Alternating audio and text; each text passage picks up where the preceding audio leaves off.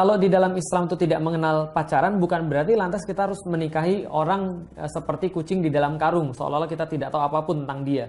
Suatu waktu ada seseorang bertanya pada Rasulullah Sallallahu Alaihi Wasallam, ya Rasulullah, saya ingin menikahi seseorang. Rasul bertanya pada sahabat itu, kamu sudah melihatnya belum? Oh belum. Lihat dulu, kata Rasulullah.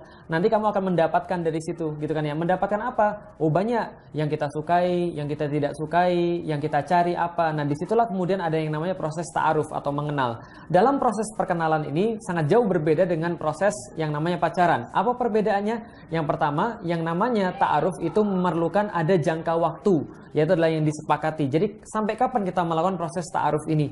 Sampai minggu depankah? Sampai pekan depankah? Bulan depankah? Ataukah sampai kapan?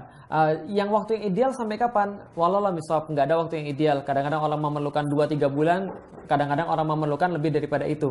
Tapi yang jelas lebih cepat, lebih bagus. Ya 3-4 bulan atau 6 bulan saya rasa mencukupi ya untuk mengenal satu sama lain.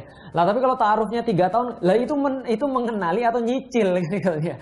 Nyicil motor 3 tahun, nyicil rumah 15 tahun, itu bukan ta'aruf, itu namanya modus. Itu yang pertama. Jadi ada batas waktunya. Yang kedua, ta'aruf tidak memperbolehkan seseorang untuk berkholwat. Apa itu berkholwat? Berdua-duaan, bukan mahram, yang tidak ada kemudian mahramnya di situ.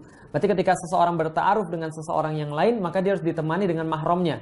Seorang anak perempuan ditemani oleh ayahnya, seorang anak perempuan ditemani oleh kakak laki-lakinya misalnya, untuk kemudian bertanya jawab di situ yang diperlukan untuk masa depan. Misalnya contoh, yang paling diperlukan untuk pernikahan kan misalnya visi. Nah ditanyakan visi hidupmu seperti apa, agamamu seperti apa, bagaimana kamu memandang tentang Islam, bagaimana kamu memandang tentang kehidupan, bagaimana menurutmu yang paling penting dalam kehidupan ini. Kalau kita punya anak nanti, anaknya mau seperti apa? Yang ditanya semua visi-visinya di situ.